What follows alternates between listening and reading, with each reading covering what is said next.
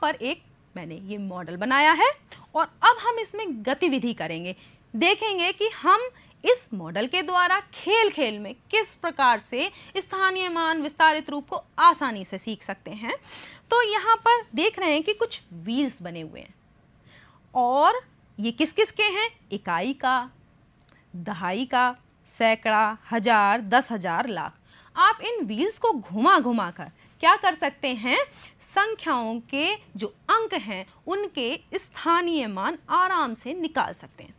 चलिए एक संख्या लेते हैं और फिर उसमें प्रत्येक अंक का स्थानीय मान निकाल कर देखते हैं। जैसे कि ये हमने एक उदाहरण के तौर पर एक संख्या ले ली है और ये संख्या आप पढ़ के जान सकते हैं कौन सी है। ये संख्या है 4356।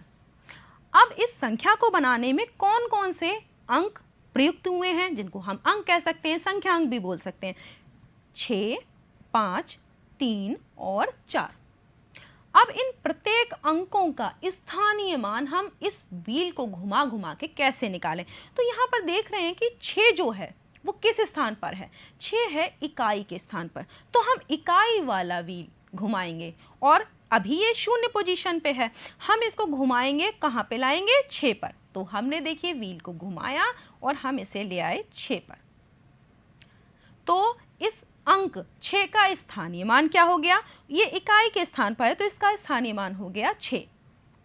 अब दूसरा 5 अंक, 5 दहाई के स्थान पर है तो हम दहाई वाला व्हील घुमाएंगे और उसे किस पे लाएंगे, 50 पर। तो ये देखिए ये हमने घुमा दिया और हम इसे 50 पर ले आए।